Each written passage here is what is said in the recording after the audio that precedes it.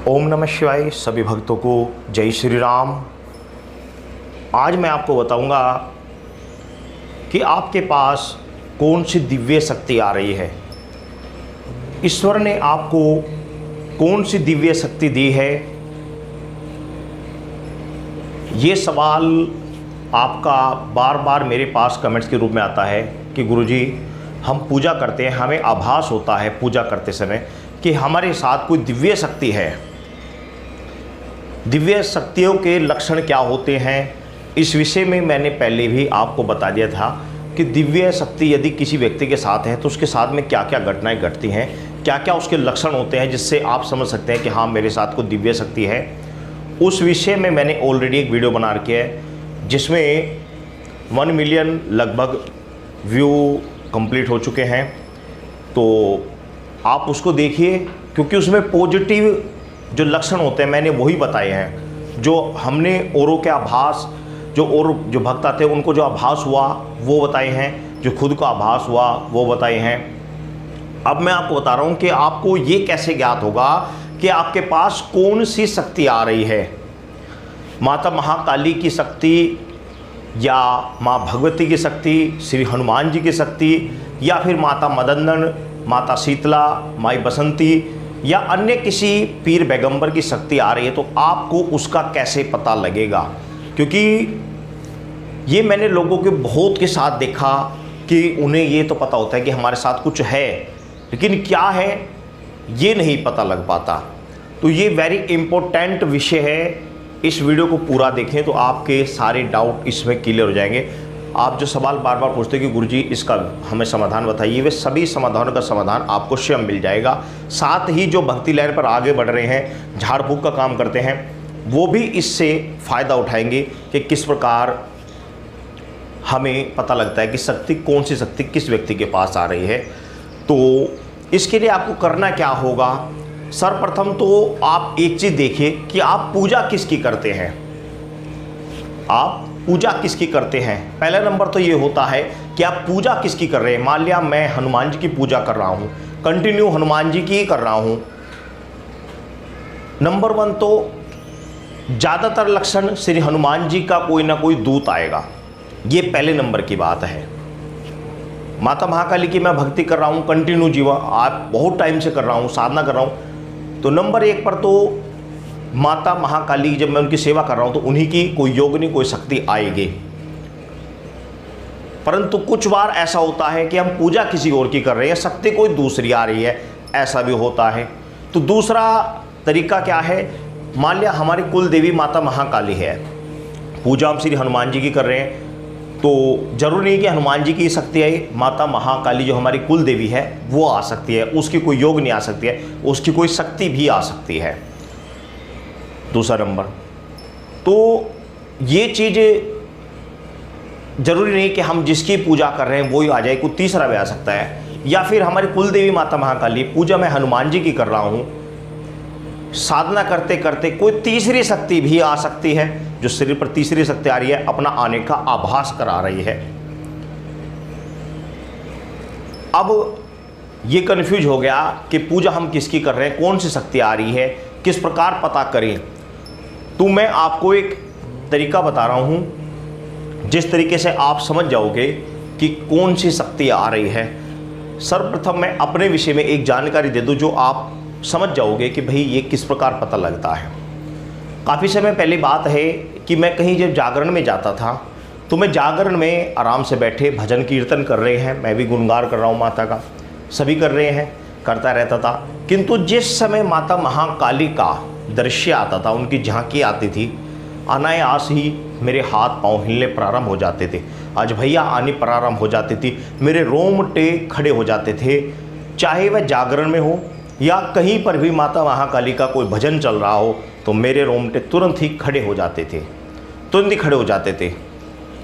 ऐसे ही जब श्री हनुमान जी की झांकी आती थी या उनका कोई भजन चलता था जो कि उत्साहवर्धक होता था, तो मेरे रोंगटे ऑटोमेटिक खड़े हो जाते थे, जो शरीर के अंदर ऑटोमेटिक ही आ जाता था। ये मेरे साथ घटना हमेशा घटा करती थी कुछ समय बाद फिर मुझे सब चीज़ें पता लग गया कौन सी शक्ति आ रही है। एक शक्ति आई, एक शक्ति के माध्यम से फिर सारी शक्ति आती चली गई। ये भी एक बात सत्य है कि जब एक शक्ति खुल जाती है तो एक शक्ति खुलने के बाद में आपको बाकी शक्तियाँ अपने आप ही खुलकर सामने आ जाती हैं। सिर्फ एक शक्ति खुलने की देर है। जैसे ही एक शक्ति खुल जाएगी बाकी सब शक्तियाँ तुरंत खुलकर अपने आप आने प्रारंभ हो जाती हैं। कुछ समय बाद कंटिन्यू अपने आप ही आ जाएंगी। सिर्फ एक शक्ति का साक्षात्कार होना आवश्यक है। एक शक्ति को आपने एक बार जान लिया, समझ लिया, देख लिया, श्रवण के माध्यम से या प्रत्यक्ष या उसका आपसे वार्तालाप होना प्रारंभ हो गया, तो समझो बाकी शक्तियों का धीरे धीरे अपने आप आना प्रारंभ हो जाता है। लेकिन एक बात और मैं बता दे रहा हूँ कि शक्ति हमेशा 1, 2, 3 ही रखनी चाहिए। ज़्यादा शक्तियों को अपने पास इकट्ठी ना करें, क्योंकि जितनी ज़्यादा आप शक्तियाँ इकट्ठी करोगे उतनी ही समस्या में उलझते चले जाओगे, उतनी ही समस्या आपके साथ खड़ी हो जाएगी। क्योंकि हर उन शक्तियों का सभी का फिर देना भी होता है समान। ऐसा नहीं कि आपने शक्तियाँ तो ले ली, उनका दे नहीं रहे तो दिक्कत हो जाएगी। हमेशा 1 या 2 शक्तियों को रखना चाहिए। मुख्यतः उनमें एक ही होती है, ये हमेशा ध्यान रखना। शक्तियाँ जब अपने पास आती हैं तो उनमें से मुख्य एक ही होनी चाहिए। पगड़ी एक के सर पे होनी चाहिए जो उनकी कर्ता धर्ता है, जिसके अंडर में वो सारी शक्ति चलेंगी। मुख्यतः एक ही होनी चाहिए ताकि आप उसका सामान दे तो बाकी को वो शांत रख दे। उनका कुछ रह गया तो वो अपने आप आवाज़ करा देगी। यदि आप सभी को मुख्य करके रखेंगे तो फंस जाओगे। एक का भी सामान समय पर देते हुए चूक गए तो दिक्कत हो जाएगी।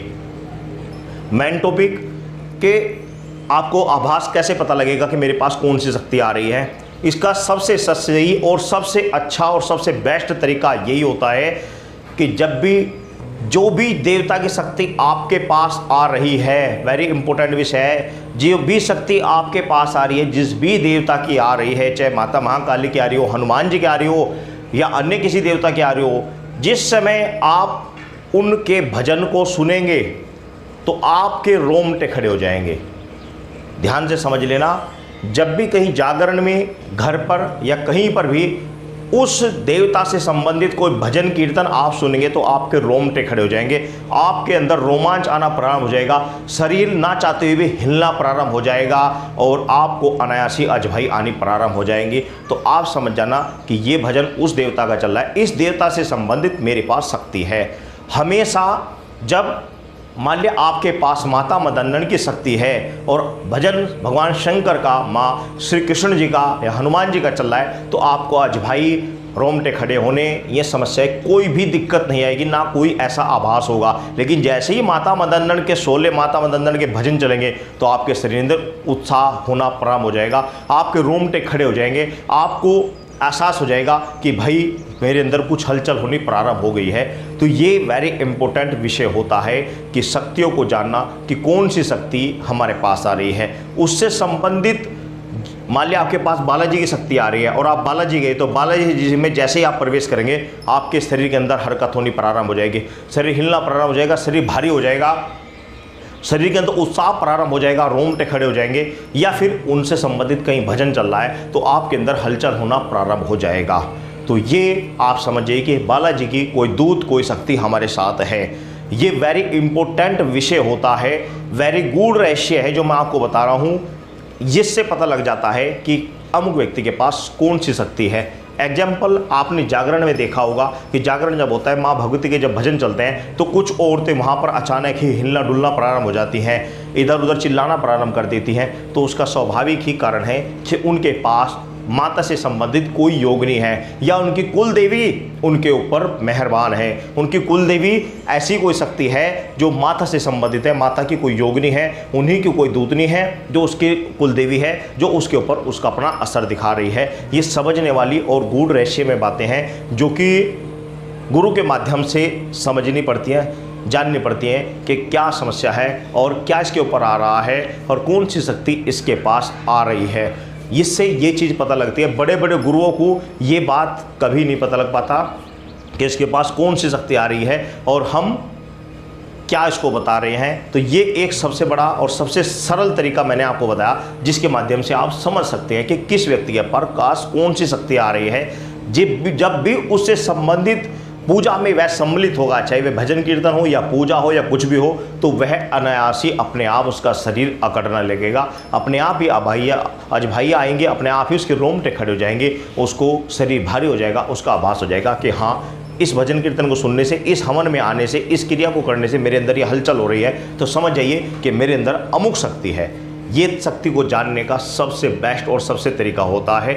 या फिर किसी गुरु के पास जाइए कि कोई गुरु आपको बता देगा कि आपके पास कौन सी शक्ति है, और वो शक्ति है या नहीं है उसकी प्रैक्टिकल अनुभव करने के लिए, प्रैक्टिकल जानने के लिए कि उसने हमें अमुक शक्ति बताई, तो आप इस चीज़ का प्रयोग कीजिए जो मैंने आपको बताया, उससे संबंधित आप भजन को सुनिए। और भजन में उत्साहवर्धक होना चाहिए। जैसे कि माता महाकाली की आपको कोई शक्ति बता दी, कोई योग ने बता दी, तो आप भजन सुनिए, रण में कूद पड़ी महाकाली, जो उत्साहवर्धक होता है, उत्साहवर्धक ऐसा कोई भजन सुनिए। ऐसे हनुमान जी का, जैसे कूद पड़े लंका के अंदर महावीर हनुमान, तो इस तरह का हनुमान जी संबंधित है, तो इस तरह का भजन सुनिए। जब आप सुनोगे तो आपके अंदर रोमांच होना प्रारंभ हो जाएगा, आपके अंदर शरीर अकड़ना शुरू होगा, तो आप समझिए कि गुरु ने सही बताया, वाकई यही शक्ति है। अब ये सब चीज़ें आपको पता लग गई कि मेरे पास कौन सी शक्ति है। अब आता है सवाल कि इन शक्तियों का पता लग गया, अब इनको खोले कैसे। तो खोलने के विषय में मैंने पहले भी वीडियो बना रखी है, अब मैं आगे भी आपको बता दूंगा कि खोलने का दूसरा तरीका क्या होता है, किस तरीके से शक्ति खोली जाती है। स्टेप वाइज सब चीज़ें मैं आपको समझा दूंगा। नेक्स्ट वीडियो में आपको बताऊंगा कि किस प्रकार शक्ति को खोला जाता है। आप समझ गए होंगे कि किस प्रकार हमें पता लगेगा कि हमारे पास कौन सी शक्ति आ रही है। तो इस तरीके से आप अपनी शक्ति को पता कर सकते हैं। सभी भक्तों को जय श्री राम।